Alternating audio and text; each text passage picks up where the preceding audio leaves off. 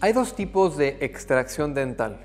La extracción dental que se realiza en un consultorio con las medidas mínimas de higiene, en donde no hay ninguna planeación excepto la de curar el dolor básicamente, y la extracción dental que involucra un proceso de planeación, desde pedir estudios de sangre, desde sacar sangre para hacer lo que es el plasma. Vaya, un concepto completamente distinto.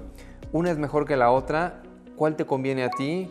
Hoy tenemos invitado al doctor Raúl Vives, que es un cirujano maxilofacial extraordinario, que nos va a decir cuál es la diferencia y por qué es tan importante que ustedes sepan que probablemente lo que ustedes necesitan es una extracción dental bien planeada. Doctor, bienvenido al canal. ¿Qué tal? ¿Cómo estás? ¿Cómo está todo, Federico? Muy bien, doctor. Pues mira, por favor explícales al público cuál es la gran diferencia entre hacerte una extracción así, que es sencilla, a una planeada. ¿Qué ventajas tiene y por qué lo necesitan saber? Claro que sí, mira, Federico, te comento. Hoy en día tenemos que pensar en el futuro. No puede ser posible que estemos tratando a los pacientes como en la Edad Media. Hoy tenemos tecnología que nos apoya en estudios al cual nos debemos para ello, ¿no? Entonces, tratar a un paciente que llegue a la consulta y decirle, mira, siéntate aquí sin saber qué tiene este paciente, cómo está sistémicamente, son factores importantes para brindar un servicio de calidad a los pacientes. Exactamente, porque no es lo mismo quitarte un diente y ya me voy porque ya me quitaste el problema. No, ahí empieza una segunda fase que puede ser un segundo problema. Si uno no restaura los dientes, en este caso, si uno le quitan un diente y no lo restauras, se vienen un mundo de problemas que puede ser desde que el diente de arriba con el que tocaba este diente se empieza a salir, se empiezan a mover los demás dientes que están de vecinos, todo el sistema de engranes que ocurre en la boca se desajusta, empiezan a haber problemas de la articulación, problemas al masticar, hasta fonéticamente. Entonces, eso yo creo que lo primero, ¿no? ¿Qué va a pasar después de la extracción? Y sabiendo qué va a pasar después, tenemos que planearlo desde el momento de la extracción. Entonces, vámonos por partes, Doc. Primero que nada, antes de la extracción, lo primero que haces es, supongo, pedir estudios de sangre, ¿no? Conocer al paciente. Claro que sí, tenemos que hacer una anamnesis del paciente, tenemos que saber interrogar al paciente. Partiendo de eso, también necesitamos exámenes de laboratorios.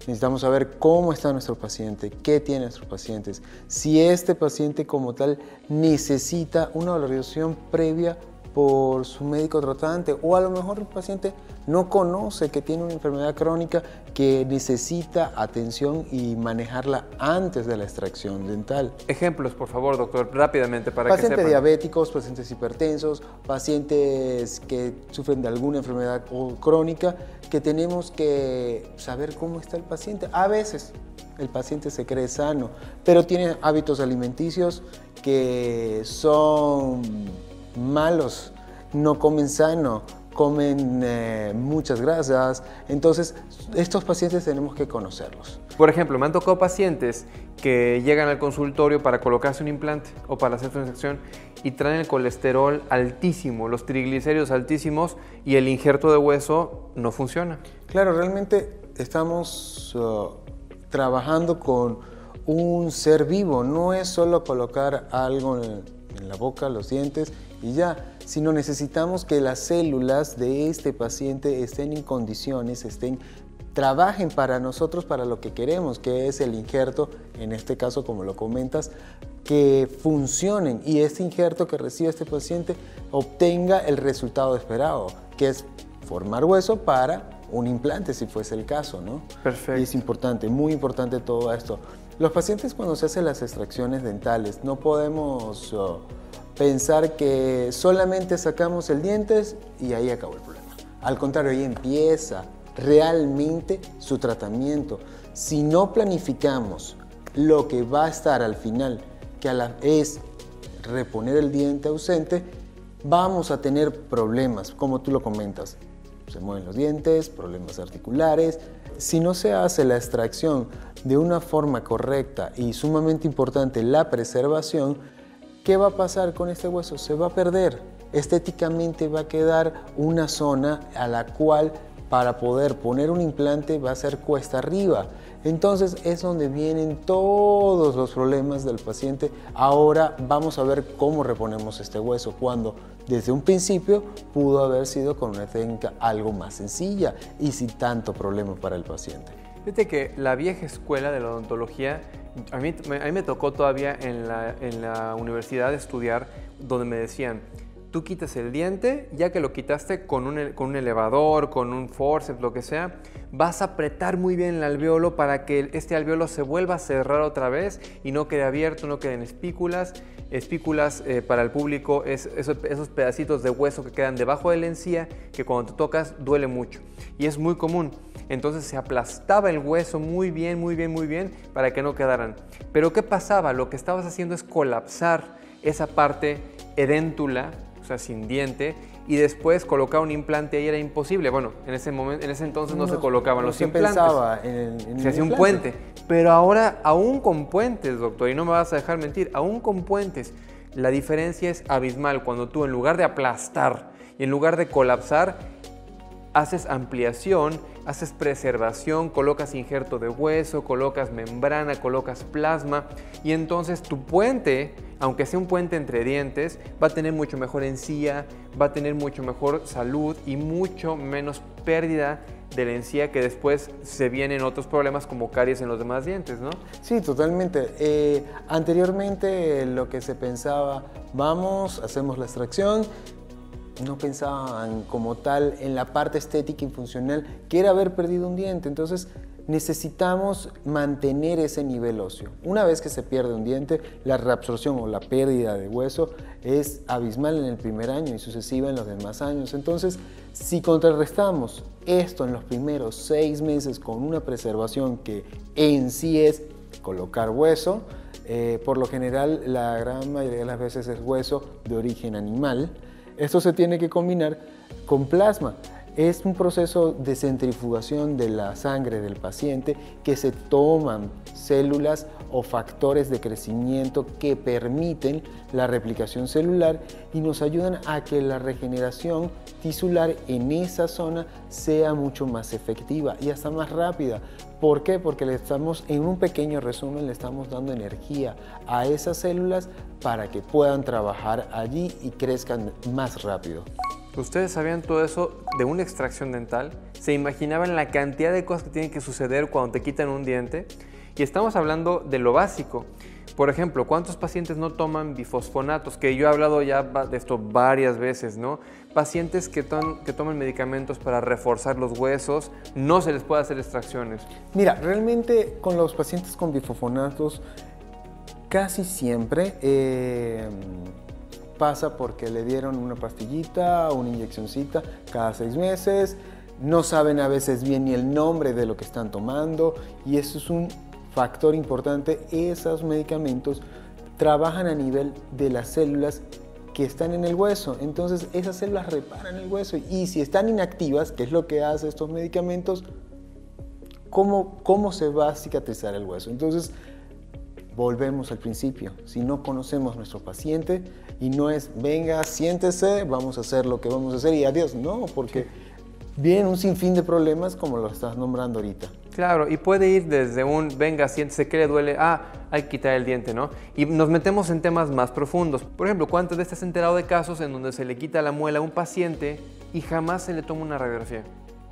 Jamás. Y no saben si el diente estaba perfectamente sano y nada más requería de una endodoncia, o no sabe si el diente tiene 3 raíces y le quitaron 2 y ya, y ahí vienen los pacientes con las raíces ahí adentro.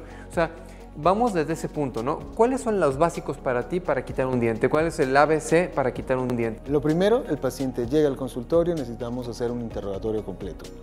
Saber qué enfermedades tiene el paciente, si es que las tiene, cuáles son sus hábitos, porque a veces tienen malos hábitos alimenticios. Segundo, necesitamos una radiografía para diagnosticar. El examen clínico, sumamente importante. Una vez que tenemos esto, si el paciente es candidato o el paciente necesita una extracción dental, necesitamos exámenes de laboratorio. ¿Cómo están sus niveles de sangre? Hay que valorar muchos factores. Una vez que tenemos todo esto, ok, necesitamos entonces hablar con el paciente y decirle todo lo que implica su extracción. Porque no es solo la extracción. El paciente necesita reponer ese diente. ¿Cómo lo vamos a reponer? ¿Cuándo lo vamos a reponer? ¿Quién te lo va a reponer? ¿Quién te lo va a reponer? Exactamente. Sí, porque muchas veces son cirujanos que, ya quitaron el diente, gracias a Dios.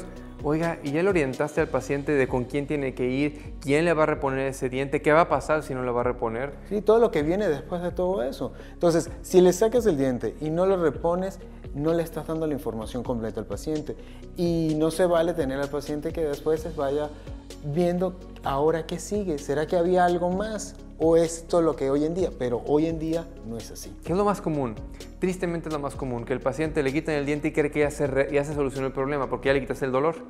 Y no, gran parte de su trabajo como cirujanos maxilofaciales es, ya quité el diente, ahora voy a orientar al paciente hacia lo que sigue, porque como bien dijimos, no es el final del tratamiento, ya empieza un nuevo tratamiento que si no se hacen va a empeorar y puede ser que sea el factor que determine que pierda el resto de los dientes. Sí, has tocado un tema sumamente importante, Federico. Mira, a veces, ¿por qué fue que vamos a hacer o se generó la extracción de este diente?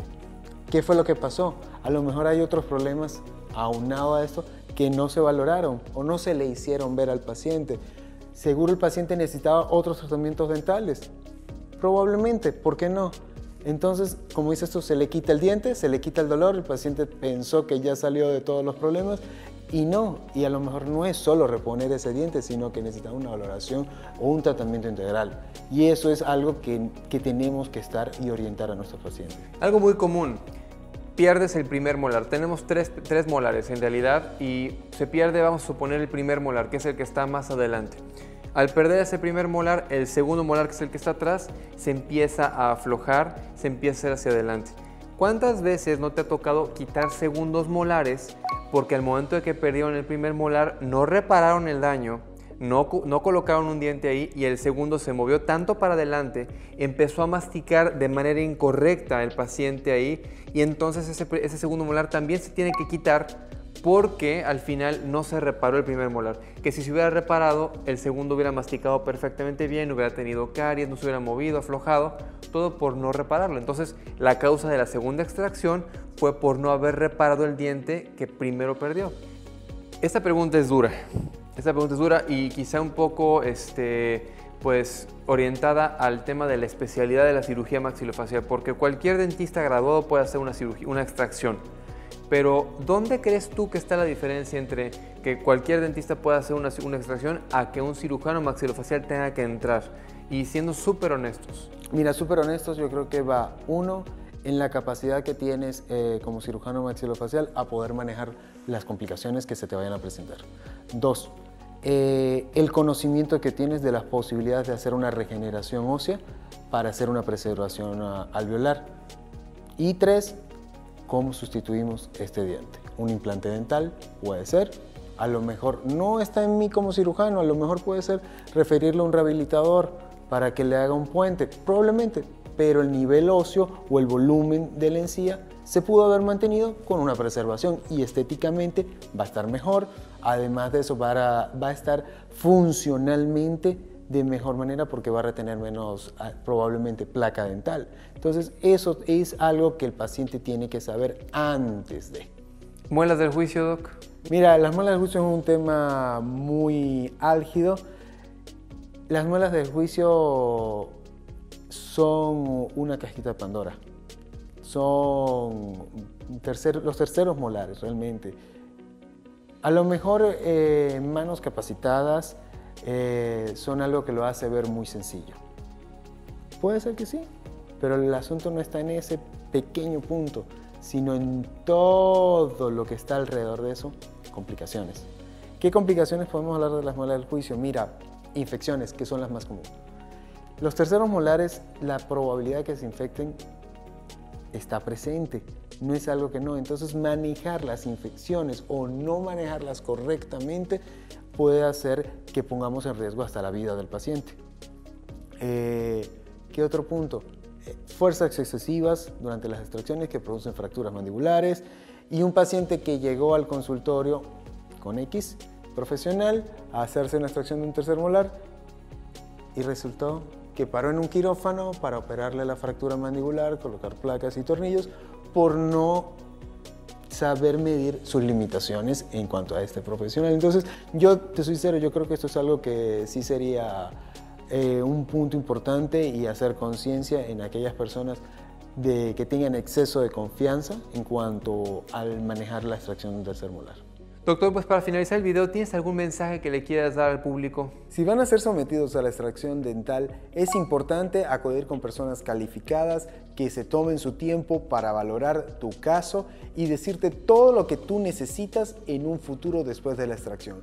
Que no sea solo un procedimiento como trabajar con una máquina. Somos seres humanos y a eso no debemos. Y a mí me gustaría añadir que por favor, siempre que vayan a perder un diente, porque puede pasar, es normal, piensen que tienen que restaurarlo, tienen que rehabilitarlo, tienen que colocarse ahí algo, puentes, implantes, lo que quieran, pero tienen que colocarse algo para que después no se complique más y terminen con más problemas. Pues espero que les haya gustado mucho este video. Si tienen algún familiar, algún amigo que va a perder un diente y le van a hacer una extracción, compártenselo para que conozca un poco más del tema, que vaya con un buen cirujano como el doctor Raúl Vives, que es excelente cirujano maxilofacial. Y pues, si les gustó el video denle like y nos vemos en el siguiente video. Que estén muy bien.